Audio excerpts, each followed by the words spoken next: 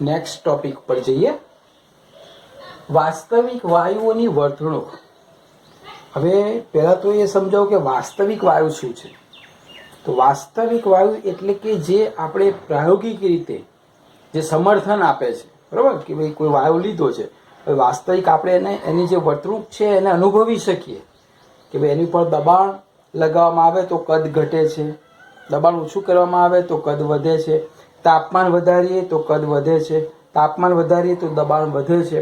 ટૂંકમાં પ્રાયોગિક રીતે આપણે જે કંઈ વાયુ પર પ્રયોગો કરીએ અને જે કંઈ રિઝલ્ટ આવે છે એ બધા વાસ્તવિક વાયુ, જે હાઇડ્રોજન, આર્ગોન, હિલિયમ, નિયોન, આ બધા વાસ્તવિક વાયુ. આ વાસ્તવિક વાયુની વર્તણૂક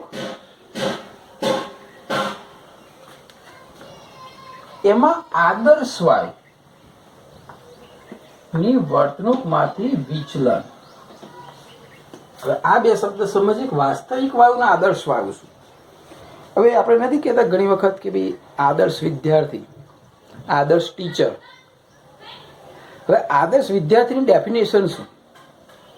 તો કે છે ભાઈ સવારે વહેલો ઉઠે, મા બાપનું કહ્યું માને, આજ્ઞાકારી હોય, ડિસિપ્લિનમાં રહેતો હોય, બધા સાથે સરસ રીતે રહેતો હોય, કોઈની સાથે ઝઘડો ના કરતો હોય. તો હવે તમને એવું પૂછું કે ભાઈ સ્કૂલની અંદર અથવા ક્લાસમાં આદર્શ વિદ્યાર્થી કોણ? તો જનરલી એવું પ્રોપરલી ના કહી શકાય આ વિદ્યાર્થી આદર્શ છે.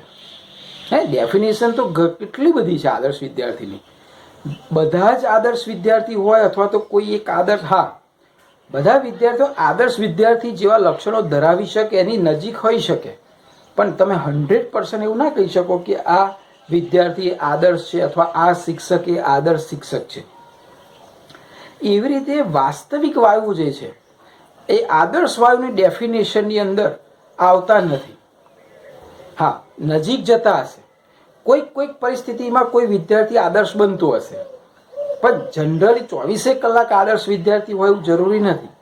એવી રીતે વાયુ પણ વાસ્તવિક વાયુઓ કોઈ પરિસ્થિતિમાં આદર્શ વાયુ જેવી વર્તણૂક ધરાવી શકે. પણ જનરલી જોવામાં મળ્યું તો જે પ્રાયોગિક ને સૈદ્ધાંતિકના જે બધા પ્રયોગો થયા અને જે પરિણામો મળ્યા પ્રાયોગિક ને સૈદ્ધાંતિક, એ પરિણામો અને આદર્શ વાયુના પરિણામો એ બંને વચ્ચે વિચલન જોવા મળ્યું, તફાવત જોવા મળ્યો, ફેરફાર જોવા મળ્યો. એટલે કે વાસ્તવિક વાયુ જે છે, જેને આપણે એને જાણીએ છીએ, ઓળખીએ છીએ, જે વાસ્તવમાં છે, અને આદર્શ એક કલ્પના છે. એવું કહી શકીએ કે ભાઈ આદર્શ એક કલ્પના છે, વાસ્તવિક એટલે પ્રોપર જે છે તે. તો આ વાસ્તવિક વાયુની વર્તણૂક એ આદર્શ વાયુ વર્તણૂકમાંથી વિચલન દર્શાવે છે ભાઈ. કારણ કે બધા જ વાસ્તવિક વાયુ આદર્શ વાયુ નથી. તો ભાઈ આદર્શ વાયુ કોને કહેવાય? તેની ડેફિનેશન આવી છે કે જે વાયુના બધા જ નિયમો પાડે. બોયલનો નિયમ, ગેલ્યુસેકનો નિયમ, ચાર્લ્સનો નિયમ, રાઈટ. આ જે વાયુના નિયમો પાડે અને PV is equal to NRT ને અનુસરે. કારણ કે જો વાયુના નિયમોને ફોલો કરે તો PV is equal to NRT ને પણ ફોલો કરે. એનો મતલબ એવો થયો કે પી કોઈ પણ વાયુના જે તે તાપમાને પી ને વી નો ગુણાકાર એ એનઆરટી ના જેટલો હોય, પણ નથી હોતો. એનો મતલબ એવો છે કે આદર્શ વાયુ વર્તણૂકમાંથી શું દર્શાવે છે? વિચલન દર્શાવે છે. તો ફરીથી આદર્શ વાયુ કોને કહેવાય? તો જે વાયુના નિયમોને અનુસરે, એટલે કે PV is equal to NRT સૂત્રને ફોલો કરે, એ વાયુને આદર્શ વાયુ કહેવાય. પરંતુ આપણે જોઈશું કે પ્રાયોગિક સૈદ્ધાંતિક રીતે જ્યારે ચકાસીશું ત્યારે ખ્યાલ આવશે કે ભાઈ વાસ્તવિક વાયુ છે એ આદર્શ વાયુ વર્તણૂકથી વિચલન દર્શાવે છે. જો એક ઉદાહરણ લઈ લઈએ આપણે. ચલો, એક અહીંયા ગ્રાફ દોરેલો છે. પી વિરુદ્ધ પીવી નો બોયલનો નિયમ પ્રમાણેનો ગ્રાફ છે. તો ત્રીજા નંબરનો ગ્રાફ તમને મેં શીખવાડ્યો તો જેમ દબાણ વધારીએ તેમ પીવી છે ને એ અચળ આવે. આપ સૌ જાણો છો P1 V1 is equal to P2 V2. એટલે ગમે તેટલું તમે દબાણ વધારતા જાઓ તો પીવી બોઇલ, આ ના ખ્યાલ આવે તો બોઇલના નિયમને જોઈ લેજો પહેલા. બોઇલના નિયમમાં ત્રીજા નંબરનો ગ્રાફ મેં દોર્યો તો સાઈડમાં. તો એ જે બોઇલના નિયમ છે એમાં પી વિરુદ્ધ પીવી નો ગ્રાફ આવી રીતે સીધી લાઈન જ આવે. ક્યારે? જો એ બોઇલના નિયમને ફોલો કરતું હોય તો. જો વાયુ બોયલના નિયમને અનુસરતો હોય તો પીવી વિરુદ્ધ પી નો આલેખ સીધી રેખા આવે, કારણ કે પીવી ની વેલ્યુ અચળ છે, એ બદલાતી નથી. તો આદર્શ વાયુ છે, ધારો કે આદર્શ વાયુ છે, એ ફોલો કરે છે, રાઈટ. તો આદર્શ વાયુને આવી સીધી રેખા આવે. પરંતુ હવે હાઇડ્રોજન વાયુ લઈએ, અને હાઇડ્રોજન વાયુમાં જ્યારે પીવી ના વેલ્યુ અને પી ની સાપેક્ષે એટલે પી વધારતા ગયા અને પીવી ના વેલ્યુ જોતા ગયા, તો એ ગ્રાફ આવો આવ્યો. H2 નો ગ્રાફ આવો આવ્યો. આવવો જોઈએ સીધો, પણ વિચલન દર્શાવ્યું, અને આદર્શ વાયુથી વિચલન દર્શાવ્યું. આદર્શ વાયુની ઉપર જે ભાગ છે, બરોબર, એને આપણે ધન વિચલન કહીએ, આનાથી નીચેને છે એને ઋણ વિચલન કહીએ. તો આદર્શ વાયુથી H2 એ શું કર્યું? ધન વિચલન દર્શાવ્યું, અને પી વધારતા ગયા એમ પીવી પણ વધતો ગયો. બીજો લઈએ, હિલિયમ વાયુ લીધો. હિલિયમ વાયુ પણ આવી રીતે આવ્યો. જેમ પી વધારતો ગયો તેમ પીવી ની વેલ્યુ વધતી ગઈ. ખરેખર ના વધવી જોઈએ. ક્લિયર? અહીં વિચલન દર્શાવ્યું જોઈએ, અહીંયા વિચલન દર્શાવ્યું. હવે CO અને CH4 જેવા વાયુ લઈએ, બરોબર, તો એ વાયુ તો આવી રીતે આવ્યો. CO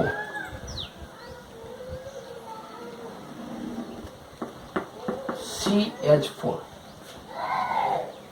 એટલે કે તમે શરૂઆતમાં જેવું તમે દબાણ વધાર્યું એનું ઋણ વિચલન આવ્યું, એટલે દબાયો, પ્રેસ થયો, દબાયો.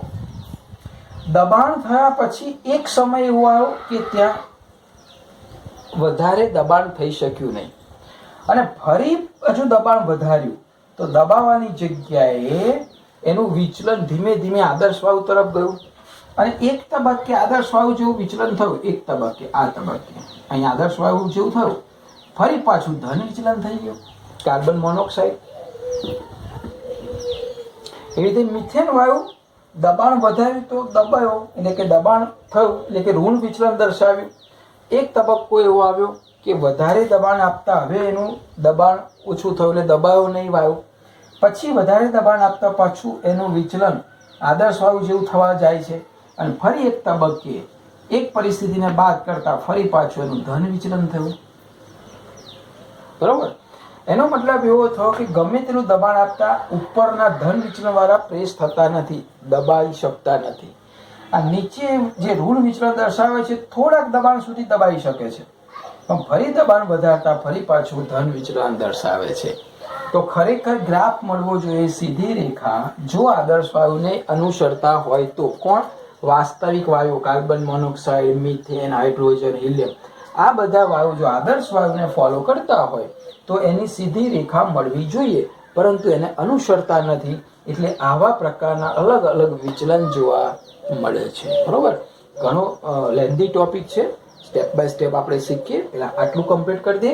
મુદ્દા જે લખવાના થાય તે આ રીતના લખીશું આપણે કે પીવી વિરુદ્ધ પી નો આલેખ દોરવામાં આવે તો આદર્શ વાયુ હોય તો એ આલેખ સીધી રેખા મળે છે. કોને સમાંતર? એક્સ અક્ષને. એક્સ અક્ષને સમાંતર સીધી રેખા મળે છે. વાસ્તવિક વાયુ માટે સીધી રેખા મળતી નથી.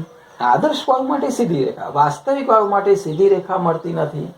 આદર્શ વર્તણૂકથી વિચલન દર્શાવે છે. આદર્શ વર્તણૂકથી શું દર્શાવે છે? વિચલન દર્શાવે છે. એમાં ઉદાહરણ આપીએ, જેમ કે હાઇડ્રોજન અને હિલિયમ જેવા વાયુ લેવામાં આવે અને દબાણ વધારવામાં આવે તો તે જેમ દબાણ વધારે તેમ પીવી નું મૂલ્ય પણ વધે છે. આ બાજુ દબાણ વધારે, આ બાજુ પીવી નું મૂલ્ય વધે છે, એટલે કે ધન વિચલન દર્શાવે છે. જ્યારે કાર્બન મોનોક્સાઇડ અને મિથેન વાયુ જેવા શરૂઆતની અંદર દબાણ વધારતા તે દબાય છે, એટલે કે ઋણ વિચલન દર્શાવે છે. પરંતુ વધારે દબાણ કરતા ફરી પાછા કોઈ એક પરિસ્થિતિ આદર્શ વાયુ જેવી વર્તણૂક ધરાવે છે, અને વધારે દબાણ કરતા ધન વિચલન દર્શાવે છે. એટલે કે પહેલા ઋણ વિચલન દર્શાવે છે, ફરી પાછું ધન વિચલન દર્શાવે છે. બરાબર? એનો મતલબ એવો થયો કે વાસ્તવિક વાયુઓ બધી જ પરિસ્થિતિમાં સંપૂર્ણ રીતે આદર્શ વાયુ સમીકરણને અનુસરતા નથી. જો અનુસરતા હોય તો સીધી લાઈન મળત. એટલે બહુ ઇમ્પોર્ટન્ટ વાક્ય છેલ્લું છે કે વાસ્તવિક વાયુ બધી જ પરિસ્થિતિમાં, હા, આ પરિસ્થિતિ આવે ત્યારે અનુસરે છે, પણ એ સિવાયની પરિસ્થિતિમાં એ આદર્શ વાયુને અનુસરતા નથી. બરોબર. બીજું એક ઉદાહરણ લઈએ.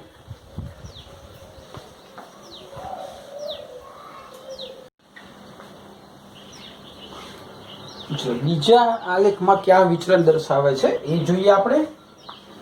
બોયલનો બીજો ગ્રાફ છે, આપ સૌ જાણો છો. એ ગ્રાફ આવો દોરે તો અહીંયા પી, અહીંયા વી, પી વિરુદ્ધ વી નો આલેખ, જેને આપણે સમતાપી વક્ર કહેતા હતા. બરોબર. કોઈ એક અચળ તાપમાને તમે એનો ગ્રાફ દોરતા હતા, તો આપ સૌને ખબર છે કે આવો એક ગ્રાફ આવતો હતો. બરોબર. ચલો, આ ગ્રાફ આદર્શ વાયુ માટે છે એવું સમજીએ.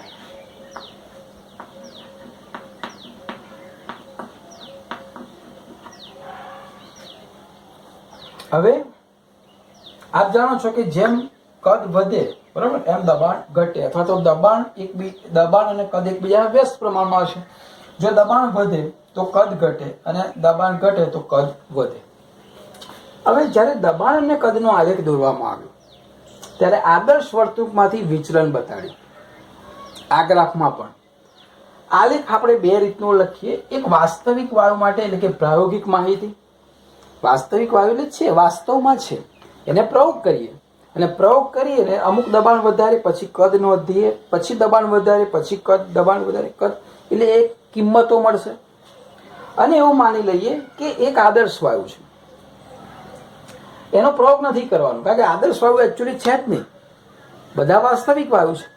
પણ કલ્પના કરીને એના ઉપરથી સૈદ્ધાંતિક મૂલ્ય તો મળે ને, કે ભાઈ આદર્શ વાયુ પ્રમાણે મારે ગ્રાફ દોરવો હોય આ રીતનો, બરોબર, કમ્પ્લેટ. તો પી આટલો હોય તો વી આટલો હોવો જોઈએ, પી આટલો, વી આટલો, પી આટલો, વી આટલો, એવી રીતે તમે એને સૈદ્ધાંતિક રીતે ગણતરી કરી શકો, પીવી જે બોયલનો નિયમ છે એના પ્રમાણે. તો બે પ્રકારના ગ્રાફ અહીંયા મળે છે, એક પ્રાયોગિક માહિતીને આધારે અને એક સૈદ્ધાંતિક માહિતીને આધારે. પ્રાયોગિક એટલે કે વાસ્તવિક વાયુની, કે જે છે જ અને આપણે એનો પ્રયોગ કરીએ છીએ. અને આ આદર્શ વાયુ છે કારણ કે છે નહીં, ખાલી સૈદ્ધાંતિક એને સમર્થન મળે છે. તો પ્રાયોગિક અને સૈદ્ધાંતિક માહિતીને આધારે વાસ્તવિક વાયુ અને આદર્શ વાયુ માટે જ્યારે ગ્રાફ દોરવામાં આવે ત્યારે ગ્રાફ આવો દોરવામાં આવ્યો.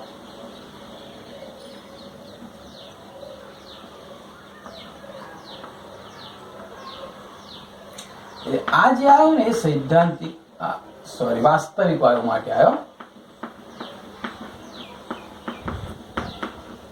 જો ખરેખર વાસ્તવિક વાયુ જો આદર્શ વાયુને ફોલો કરતો હોત તો ગ્રાફ સરખો આવત, આ જુદો ના આવત ને. આ જ આદર્શ વાયુનો હોય તો પ્રાયોગિક રીતે એને અનુસરતો હોત બોયલના નિયમને, તો ગ્રાફ આના ઉપર જ આવત. પરંતુ એવો ગ્રાફ આવ્યો નહીં, અને ગ્રાફ આવી રીતે આવ્યો.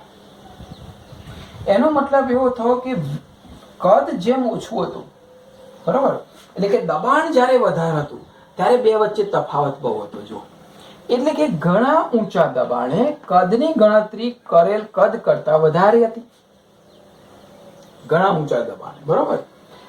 હવે નીચા દબાણે શું થયું કે દબાણ નીચું થતું ગયું, તેમ તેમ જો અહીંયા ગ્રાફ શું થયો, નજીક આવતો ગયો. એટલે કે નીચા દબાણે માપેલા કદ અને ગણેલા કદ એકબીજાની શું આવ્યા, નજીક આવ્યા. જેમ જેમ દબાણ ઘટતું ગયું તેમ માપેલા કદ અને ગણેલા કદ, માપેલા એટલે કયા, વાસ્તવિક વાળા, અને ગણેલા એટલે સૈદ્ધાંતિક વાળા, એ બે કદ શું થયા, નજીક આવતા ગયા અને એકબીજાની નજીક આવી ગયા. ક્યારે, નીચા દબાણે. પણ ઊંચા દબાણે તો સારો એવો તફાવત જોવા મળ્યો. તો આ વિચલન થયું આદર્શ વાયુથી આ વાસ્તવિક વાયુનું. આટલું શું બતાડે છે, વિચલન.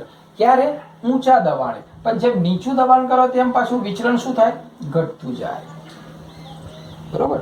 એટલે કે વાસ્તવિક વાયુ જે છે, જે વાસ્તવમાં છે, જેને આપણે પ્રયોગ કરીને એના પ્રાયોગિક પરિણામો મેળવીએ છીએ, એ સૈદ્ધાંતિકને મેચ થતા નથી. એટલે કે PV is equal to NRT ને ફોલો કરતા નથી, કે બોયલના નિયમને ફોલો કરતા નથી. જો બંને ગ્રાફ જુદા જુદા આવ્યા, વિચલન દર્શાવ્યું, તો આ વિચલન કેમ દર્શાવે છે, એનું કારણ શું, હવે એ થિયરી જોઈએ.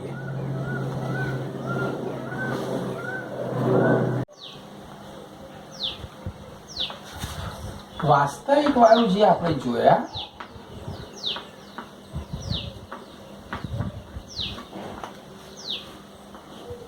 એ ત્રણ નિયમને ફોલો નતા કરતા. એક બોયલનો નિયમ, એક ચાર્લ્સનો નિયમ એક એવોગેડ્રો નિયમ. વાસ્તવિક વાયુઓ બોઇલ, ચાર્લ્સ અને એવોગેડ્રો જે નિયમ છે એને અનુસરતા નથી. એટલે કે બધી જ પરિસ્થિતિની અંદર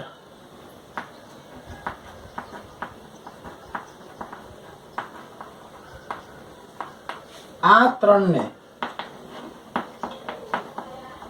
સંપૂર્ણ રીતે અનુસરતા નથી. એને તો આપણે વિચલન કહીએ છીએ કે ભાઈ વાસ્તવિક વાયુ આદર્શ વાયુથી શું કરે છે? વિચલન કરે છે. તો વાસ્તવિક વાયુ આ ત્રણ નિયમને બધી જ પરિસ્થિતિમાં સંપૂર્ણ રીતે અનુસરતા નથી. તો વૈજ્ઞાનિકોએ જોયું કે આવું કેમ, આ વિચલનનું કારણ શું, કે શા માટે આદર્શ વાયુથી એ વિચલન દર્શાવે છે?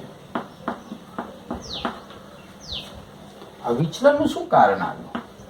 તો અભ્યાસના અંતે ખબર પડી કે જે અણુગતિવાદ હતો વાયુનો,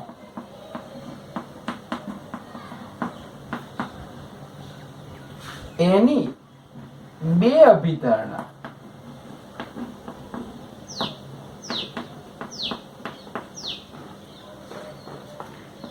એ કઈ બે અભિધારણા હતી કે જે આ કારણ દર્શાવતી હતી? તો આ બે અભિધારણા જે છે ને વ્યાજબી ઠરતી નથી. એટલે આપણે એવું કે વાજબી નથી અથવા વ્યાજબી નથી. ફરીથી, આ વાસ્તવિક વાયુ આ લોકોને ફોલો કેમ નથી કરતા? તો એ વિચલનનું કારણ શું? તો કે અણુગતિવાદના જે આપણે 5-7 મુદ્દા જોયા ને, એમાંથી બે મુદ્દા એને સેટ નતા થતા અને એ વૈજ્ઞાનિકે શોધી નાખ્યા. એમાં જે પહેલી અણુગતિવાદના આપણે સૌ તૈયાર કર્યા હશે, તો પહેલો મુદ્દો હતો કે વાયુઓના અણુઓ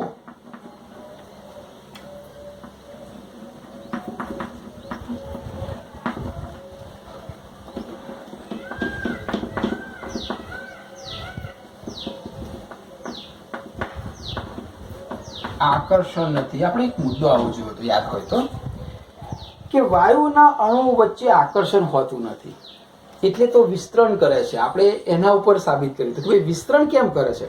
તો કે એમની વચ્ચે આકર્ષણ નથી. એક આ મુદ્દો ખોટો પડ્યો. અને બીજો મુદ્દો કે વાયુના અણુનું કદ કુલ કદની સાપેક્ષે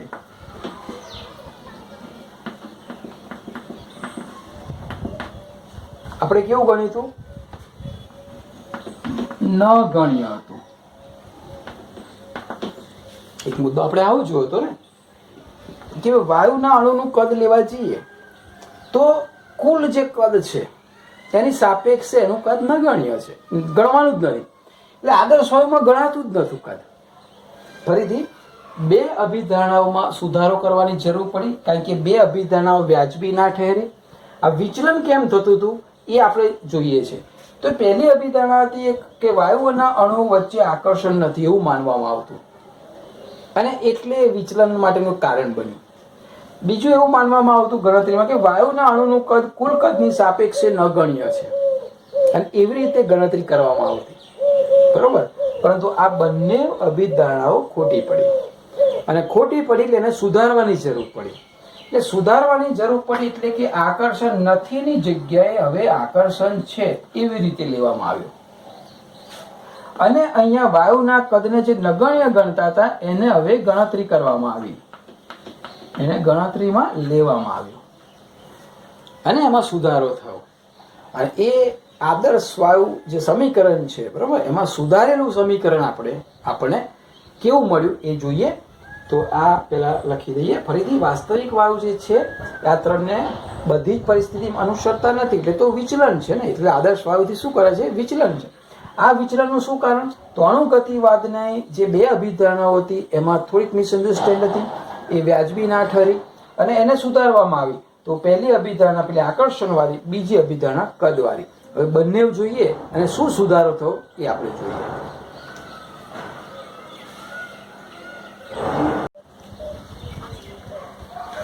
હા વિદ્યાર્થી મિત્રો, વાસ્તવિક વાયુ જે આદર્શ વાયુથી વિચલન કરે છે એના કારણમાં આપણે બે અભિધારણાઓ જે ખોટી હતી એ જોઈ. પહેલી અભિધારણા આપણે એવી જોઈ કે જે અણુગતિવાદમાં અભિધારણા એવી હતી કે ભાઈ અણુઓ વચ્ચે આકર્ષણ બળ નથી એટલે કે વિસ્તરણ થાય છે. જો આકર્ષણ બળ હોય તો વિસ્તરણ થાય નહીં, એટલે આકર્ષણ બળ ગણતા જ નતા, ઝીરો, કોઈ આકર્ષણ બળ નથી. પરંતુ વૈજ્ઞાનિકોએ જોયું કે જો આકર્ષણ બળ ના હોય તો જ્યારે વાયુઓને આપણે સંકોચન કરીએ, ઠંડા પાડીએ, તો એનું પ્રવાહીકરણ ના થાય. કારણ કે પ્રવાહીકરણ થવા માટે વાંડવાસ આકર્ષણ બળ હોવું જરૂરી છે. એટલે કે વાયુના અણુઓ નજીક લાવીએ તો જો આકર્ષણ બળ જ ના હોય તો પછી એ બંને એકબીજા સાથે નજીક રહે નહીં, અને જો નજીક ના રહે તો પ્રવાહીકરણ ના થાય. પણ કેટલા વાયુનું પ્રવાહીકરણ થાય છે? જેમ કે આપણે ત્યાં એલપીજી ગેસ છે, લિક્વિફાઈડ પેટ્રોલિયમ ગેસ, લિક્વિફાઈડ બોલીએ છીએ, એટલે કે બ્યુટેનને ઊંચા દબાણે સંકોચીને એનું પ્રવાહીકરણ કરવામાં આવે છે. તો જો આકર્ષણ બળ ના હોય તો કેવી રીતે પ્રવાહીકરણ થાય? એ પોસિબલ જ નથી. એટલે એનો મતલબ આકર્ષણ બળ છે સુધારો કરવામાં આવ્યો. હવે જો કેવી રીતે સુધારો થયો અને શું પરિણામ મળ્યું. હવે અણુઓ વચ્ચે આકર્ષણ બળ હોય તો એવી રીતે હવે પ્રયોગ કરવામાં આવ્યો અને એ રીતે ગણતરી કરવામાં આવી કે ભાઈ શું દબાણમાં શું તફાવત આવતો હતો, તો એ ચેક કરીએ. ધારો કે આ એક પાત્ર છે, એ પાત્રની અંદર વચ્ચે જે કણ રહેલો છે અને આજુબાજુ જે વાયુના કણ છે એને આ રીતે આકર્ષણ કરશે.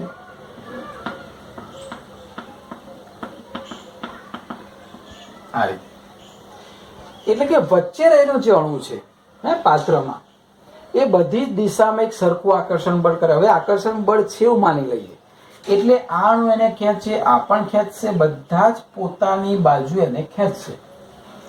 એટલે કે પરિણામી આકર્ષણ બળ શૂન્ય થઈ ગયું.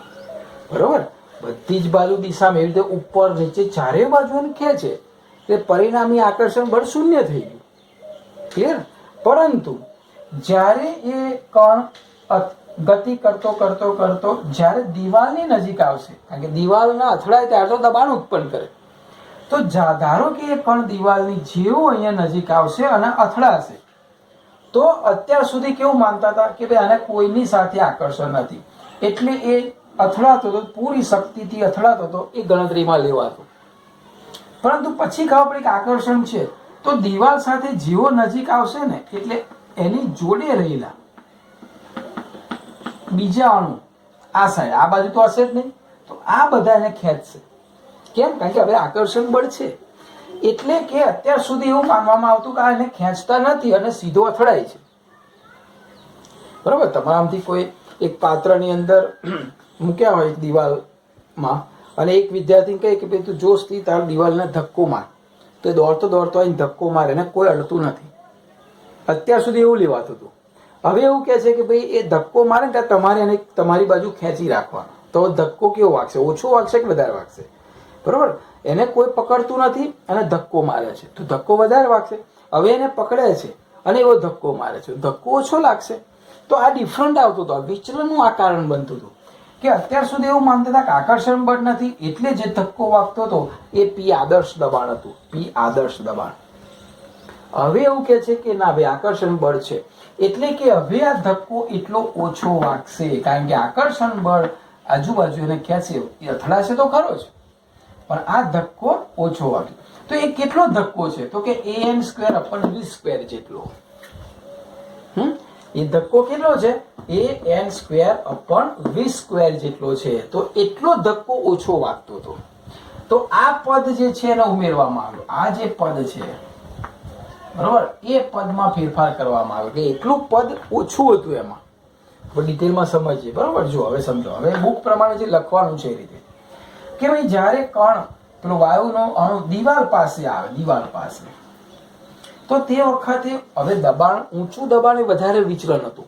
એટલે કે બહુ જ દબાણ કરે તો આ બધા નજીક આવે, દબાણ ઉપર લાગુ પડે તો વાયુના અણુ ક્યાં આવે? નજીક આવે. એટલે કે ઊંચા દબાણે વાયુના અણુઓ એકબીજાને શું થતા હતા? નજીક આવતા હતા. હવે નજીક આવે એટલે કે ઊંચા દબાણે અણુઓ પાત્રની દિવાલ સાથે પૂરતી અથડામણથી અથડાતા નથી.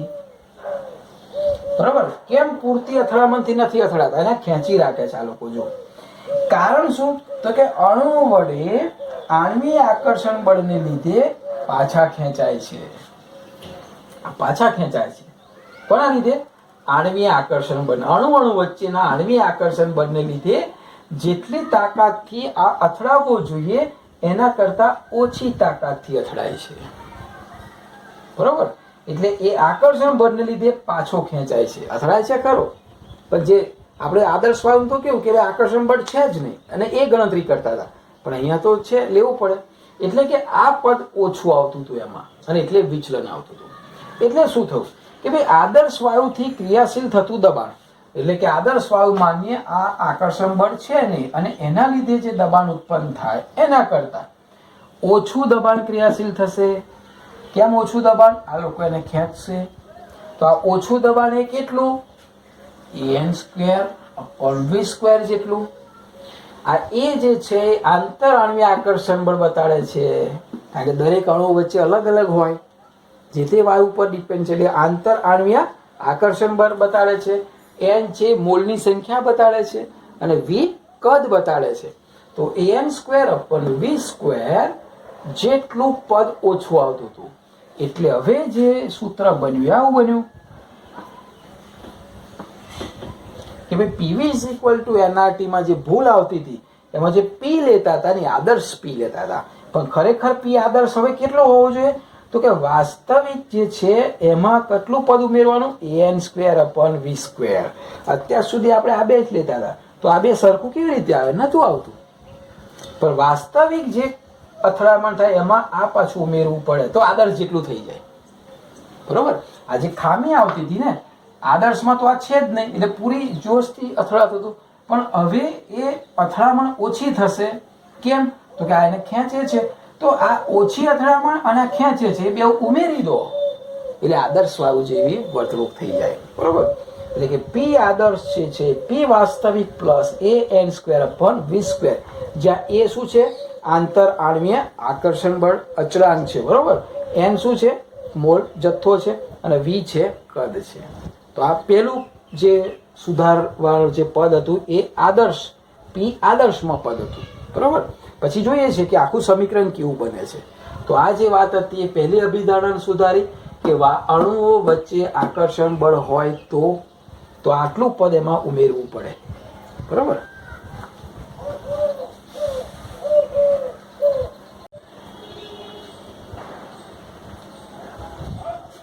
જો બીજી જે અભિધારણામાં સુધારો કરવાની જરૂર પડી એ કદ વિશે હતી. અત્યાર સુધી જે અભિધારણા હતી એમાં આણ્વીય જે ગતિવાદ હતો એમાં એવું કહેતા હતા કે ભાઈ વાયુના કદ જે છે અણુઓના કદ એ નગણ્ય છે ને, ગણવાના જ નહીં. એટલે આદર્શ જે વાયુ સમીકરણ છે ને પીવી = nRT, એમાં વાયુના કદને કદ લઈ લેતા હતા. પાત્રને, વાયુનું જે પાત્ર છે ને એ જે કદ છે એને શું કહેતા હતા? વાયુનું કદ. પણ બહુ એક ઇન્ટરેસ્ટિંગ એક પ્રશ્ન પૂછું તમને કે મારી પાસે, સમજો બહુ ઇમ્પોર્ટન્ટ વસ્તુ, આ સમજશો તો જ આ ખ્યાલ આવશે કે મારી પાસે બે લીટરનું પાત્ર છે. આ પાત્રનું કદ કેટલું છે? 2 લીટર. હવે એમાં હું 1 મોલ વાયુ રેડું છું, આ એના અણુઓ છે. બરાબર? 1 મોલ છે. તમે કહેશો, હું તમને પૂછીશ કે ભાઈ આ 1 મોલ જે વાયુ છે અંદર પાત્રમાં રહેલો છે, પાત્રનું કદ કેટલું છે? 2 લીટર. તમને પ્રશ્ન પૂછું કે ભાઈ આ વાયુ જેના નું કદ કેટલું? મેં અંદર 1 મોલ વાયુ એડ કરેલો છે, તો કદ કેટલું? તો તમે કહેશો સાહેબ 2 લીટર. કેમ? તો કે એની અભિધારણા એવી છે કે એનો જે ગુણધર્મ હતો વાયુનો કે જે પાત્રના કદમાં, બરોબર, અથવા તો જે કદનું પાત્ર છે એમાં તમે એડ કરો એટલું એનું કદ થઈ જાય. આપણે એવું શીખ્યા કે તમે કહેશો કે ભાઈ 2 લીટરના કદના પાત્રમાં તમે વાયુ મૂકેલો છે એટલે કે 2 લીટર. સારું, હું એમ તમને એવું કહું કે એમાં હું આટલા વાયુ ઉમેરું છું, આટલા જ કણો, 1 2 3 4 5 6. હવે હું પૂછું કદ કેટલું? તમે કહેશો 2 લીટર, કારણ કે 2 લીટરના પાત્રમાં છે. અચ્છા, હવે હું તમને એવું કહું કે ભાઈ એક જ કણ છે, સમજો હવે. હા, વાયુનો એક જ કણ આ પાત્રમાં મૂકું છું અને તમને પૂછું કે હવે આ વાયુનું કદ કેટલું? અણુ એક જ અણુ લો એટલે એવું જ પૂછું કે વાયુના આ એક અણુનું કદ કેટલું? તમે કહો 2 લીટર. ઓહો, જે અણુ સૂક્ષ્મ છે, દેખાતો નથી, બરોબર, એનું કદ 2 લીટર. તો કે આ કેમ? તો કે વાયુ જે પાત્રમાં રેડવામાં આવે અથવા તો નાખવામાં આવે એ પાત્રનું એક કદ ધારણ કરે છે. એકચ્યુઅલી કદની ડેફિનેશન એવી છે કે કોઈ પણ વાયુનું કદ કેટલું? તો એટલું કે જેટલા વિસ્તારમાં એ મુક્ત રીતે હરી ફરી શકે, આ એનું કદ. સમજો, નહીં કે જે તે અણુનું કદ. આપણે બોલીએ છીએ વાયુનું કદ, પણ વાયુનું કદ કેટલું હોય? તો જે તે પાત્રમાં અણુને ફરી શકાય. ધારો કે અણુ અહીંયા છે તો અહીંયા ફરી શકે, અહીંયા ફરી શકે, અહીંયા, તો કેટલા સુધી ફરી શકે? તો કે 2 લીટર કદમાં ફરી શકે. એટલે આ અણુનું કદ, આ વાયુનું કદ કેટલા લીટર કહેવાય? 2 લીટર કહેવાય. સમજો વસ્તુ. એટલે ધારો કે 1 મોલ વાયુ લો, 1 મોલ વાયુ, તો આ 1 મોલ વાયુનું કદ કેટલું? તો કે ક્યાં સુધી ફરી શકે? તો કે 2 લીટરના પાત્રમાં સુધી ફરી શકે. આ પાત્રને મોટું કરી દો, 3 લીટરનું કરી દો, તો એ અહીંયા સુધી ફરી શકશે. તો હવે કદ કેટલું થઈ ગયું? 3 લીટર. ક્લિયર? હવે હું મોટું કરી દઉં તો 4 લીટર સુધી ફરશે. તો હવે એ વાયુનું કદ, વાયુ તો એનું એ જ છે, કદ વધે છે. તો કદ વધ્યો એટલે વિસ્તાર કેમ વધે છે? કારણ કે ક્યાં સુધી ફરી શકે એ એનું શું થાય? કદ થાય. બરોબર? એ ક્લિયર થઈ ગયું તમારે? હવે જો આપણે મેઇન પ્રશ્ન ઉપર આવીએ કે ભાઈ આ 2 લીટરનું પાત્ર છે. હવે અહીંયા અત્યાર સુધી શું લેતા હતા કે ભાઈ પાત્રનું કદ 2 લીટર એટલે વાયુનું કદ 2 લીટર. કેમ? કારણ કે અભિતરણની અંદર અણુ વડે રોકાયેલું કદ ન ગણ્યું હતું, આપણે ગણતા નતા, એટલે વિચલન આવતું હતું. કેમ વિચલન આવતું હતું? હવે બહુ વિચારવા જેવો પ્રશ્ન છે. ધારો કે હવે કદ છે એવું માની લઈએ. હા, હવે આ લોકોનું કદ છે એવું માની લઈએ, તો હવે આ વાયુને ફરવા માટે ખરેખર 2 લીટરનો વિસ્તાર મળે. ધારો કે તમે જે રૂમમાં અત્યારે જોવો છો વિડીયો, એ રૂમમાં એક આ ડસ્ટર છે એવું સમજ, બરાબર? હવે આ ડસ્ટરને રૂમમાં ફરવું છે, તો આ ડસ્ટરને તમારે ફરવા માટેની જે જગ્યા મળે એ રૂમ જેટલી મળે? કમ્પ્લીટ એટલી જ? વિચારો. ના, રૂમ જેટલી જગ્યા ના મળે. કેટલી ઓછી મળે? આના કદ જેટલી ઓછી. કારણ કે આ અંદર રૂમમાં છે એટલે આટલું કદ તો રૂમનું ગણાય જ નહીં ને. આ જ્યાં ફરશે ત્યાં આટલું કદ તો એને મળવાનું જ નથી. આ કદ તેનું પોતાનું છે. અત્યાર સુધી હા, આના ડસ્ટરનું કદ ના ગણીએ તો રૂમ જેટલી જગ્યા, પણ ડસ્ટરનું કદ ગણીએ તો આટલું કદ ઓછું થાય. રૂમના કદમાંથી આ કદ ઓછું થાય. ક્લિયર? તો અહીંયા શું થાય છે કે અત્યાર સુધી કદ લેતા જ નતા અણુઓનું. હવે તો કે ના, કદ ગણવાનું, કારણ કે વિચલન આવે છે. તો હવે કદ ગણીએ તો ધારો કે આ બધા જે વાયુઓ છે એ બધા n મોલ હોય, દરેક અણુનું કદ b હોય, તો કુલ કદ કેટલું થાય? nb જેટલું થાય. ક્લિયર? બરોબર? ધારો કે સંખ્યા n છે, દરેક અણુનું કદ કેટલું છે? b છે, તો બધું કદ કેટલું થાય? આ 1 2 બધા અણુનું કદ કેટલું થાય? nb જેટલું થાય. તો આ જે કદ છે એટલું એને ઓછું મળે.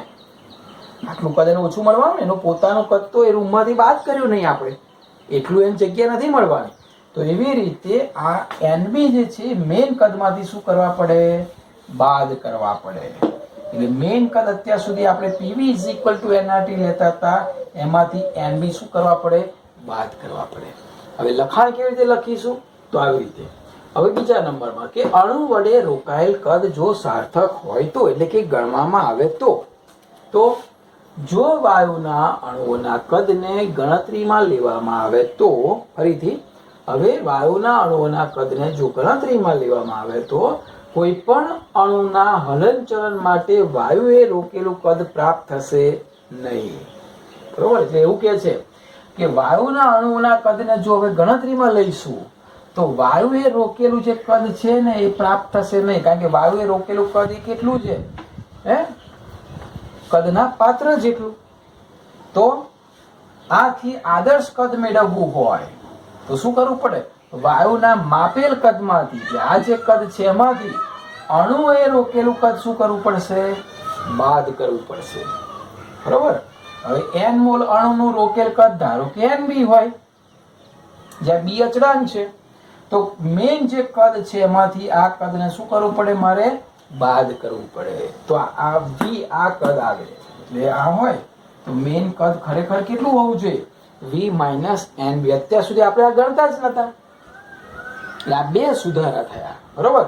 એક p માં થયો અને એક v માં થયો. એટલે હવે આપણું જે આદર્શ સમીકરણ જે છે, બરોબર, એને કહેવાય છે વાન ડર વાલ્સ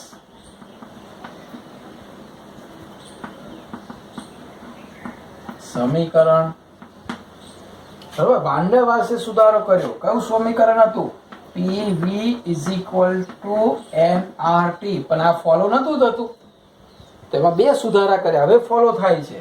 એનો મતલબ કે PV નો ગુણાકાર nRT થતો નહોતો, એટલે આદર્શ વાયુ નું વિચલન થતું હતું આદર્શ વાયુથી.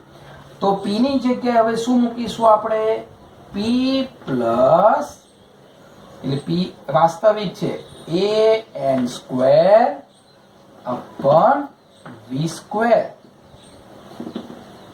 આ P ની જગ્યાએ મૂકીશું, v ની જગ્યાએ મૂકીશું v minus nb is equal to, હવે થઈ જાય nRT. અત્યાર સુધી nRT થતું નહોતું, આટલો તફાવત આવતો હતો. હવે વાસ્તવિક વાયુ જે કોઈ પણ છે એ હવે આ સમીકરણને ફોલો કરે છે, આને ફોલો નથી કરતો PV is equal to nRT ને. પણ જો અભિધારણા સુધારો તો P ની જગ્યાએ P plus an square upon v square into v ની જગ્યાએ v માઇનસ nb, આ બે સુધારા કર્યા, એ બે મૂકી દો તો ઇઝ ઇક્વલ ટુ nRT ને ફોલો કરે છે. જ્યાં a જે છે એ આંતરાણ્વીય આકર્ષણ બળ છે, n છે મૂળની સંખ્યા છે અને b છે અહીંયા અચળાંક છે. તો આ જે સમીકરણ થયું આપણું, કયા નામે ઓળખાય, વાન ડર વાલ્સ સમીકરણ. બરોબર.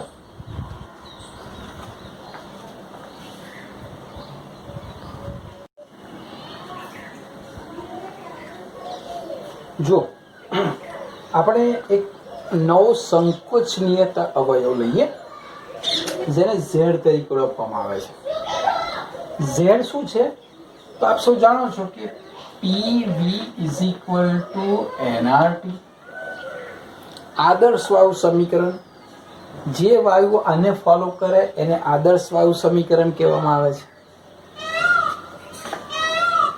જો આ બે સરખા હોય, PV is equal to nRT સરખા હોય, તો આના ઉપરથી આપણે nRT ને છેદમાં લઈ જઈએ તો PV અપોન nRT. હવે જો બંને સરખા હોય તો ઇઝ ઇક્વલ ટુ 1 થાય, બરાબર. બંને સરખા હોય તો છેદ ઉડી જાય, તો ઉપરનો નીચેનો છેદ ઉડી જાય, તો એક અંશ ને છેદ સરખા હોય, 5 અપોન 5 તો 1, 9 અપોન 9 તો 1. તો PV ઇઝ ઇક્વલ ટુ, જો nRT હોય તો PV અપોન nRT કેટલા થાય, 1 થાય. ક્લિયર. તો આ PV અપોન nRT ને Z તરીકે આપણે લઈએ, એટલે કે આ Z શું છે તો કે છે સંકોચનીયતા અવયવ. સંકોચનીયતા એટલે કે દબાણ લાગુ પાડવામાં આવે તો સંકોચન થાય, બરાબર. એમાં સંકોચન થાય, અપાકર્ષણ થાય કે આકર્ષણ થાય એ સમજાવશે. તો Z is equal to PV upon nRT. હવે એના બે પ્રકારના મૂલ્ય મળે, એક આદર્શ વાયુ માટે, એક વાસ્તવિક માટે. આદર્શ તો એને ફોલો કરે છે, એટલે કે Z બરાબર 1. કેમ? કારણ કે PV is equal to nRT, તો PV અપોન nRT 1, તો Z બરાબર 1. એટલે આદર્શ વાયુ માટે Z બરાબર 1. પણ વાસ્તવિક વાયુ માટે એવું નથી. વાસ્તવિક વાયુ માટે Z ના મૂલ્ય 3 રીતના મળે છે, એ અહીંયા હું સમજાવું તમને. ચલો, P વિરુદ્ધ Z નો આલેખ દોરીએ. અહીંયા Z ની વેલ્યુ 1 છે આ જગ્યાએ. Z એટલે કોણ? PV upon nRT. ચલો, આદર્શ વાયુ માટે Z1, તો P જેમ જેમ વધારું, દબાણ જેમ જેમ વધારું, એમ સંકોચનીયતા અવયવ તો એક જ રહેશે, કારણ કે આદર્શ માટે Z બરાબર 1. હવે વાસ્તવિક વાયુ માટે જોઈએ. ચલો, આ મેં લીધો H2.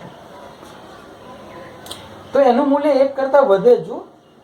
જેમ જેમ હું દબાણ વધારું તેમ તેમ તેનું મૂલ્ય શું થાય છે? 1 કરતાં વધે છે. બીજા કેટલાક વાયુ લઈએ આપણે. N2,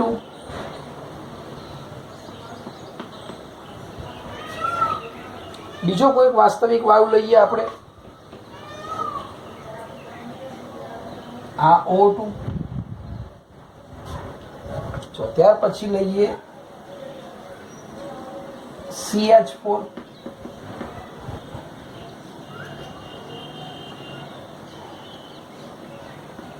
CO2. બરાબર. અહીંયા જો હવે થોડાક વાયુ લીધા છે મેં. N2, O2, CH4, CO2.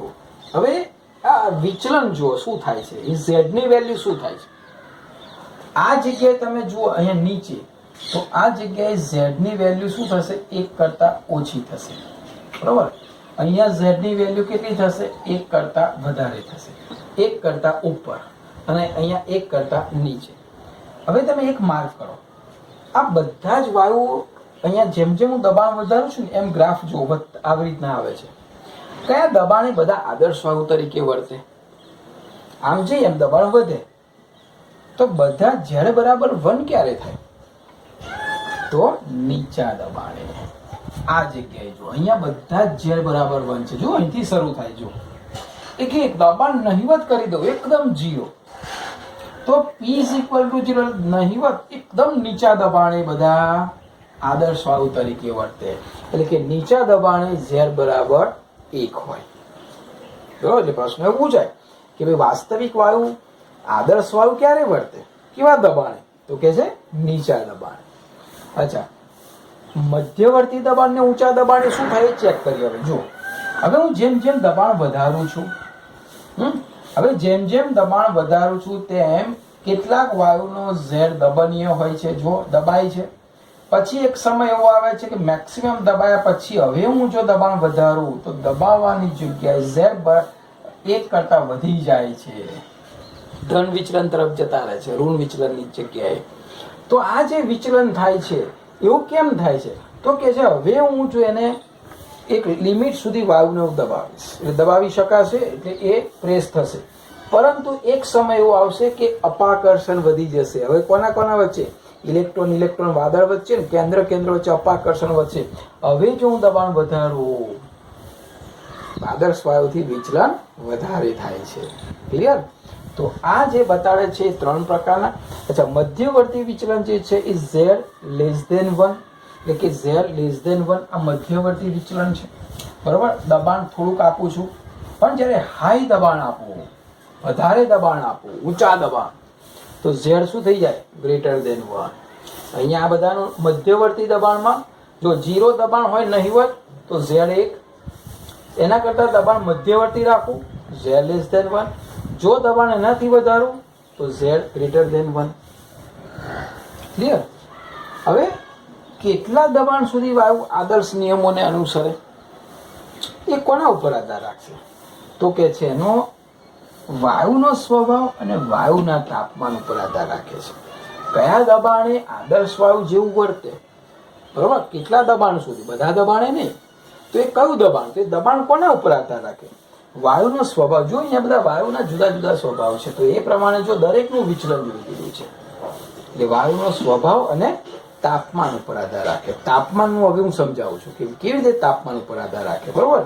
આપણે આ દબાણ વિશે જો, તો આ જે છે આદર્શ વાયુ અને વાસ્તવિક વાયુના Z, એટલે કે સંકોચ નેતા વાયુનો આ ગ્રાફ છે.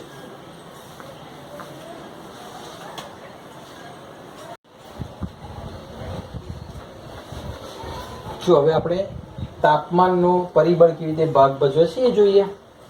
ચલો, P વિરુદ્ધ PV નો ગ્રાફ આપ સૌ જાણો છો અચળ છે. T1 તાપમાન એ અચળ, પછી તાપમાન બદલો તો ઉપર જાય, તાપમાન બદલો તો ઉપર જાય. બોયલનો નિયમ યાદ હશે આપણે. P વિરુદ્ધ PV નો. હવે અહીંયા N2 નો એક આલેખ દોરવા જઉં છું. હવે નાઇટ્રોજન વાયુ લઈએ, તો નાઇટ્રોજન વાયુ લઈને આપણે અલગ અલગ તાપમાને આ રીતે ગ્રાફ દોરવા જઈએ. કોના વિરુદ્ધ? P વિરુદ્ધ PV. અને ગ્રાફ આવું મળે છે. જો T1 માં આવો ગ્રાફ મળે, કારણ કે વિચલન દર્શાવશે. આ કોના માટે? આદર્શ વાયુ હોય તો.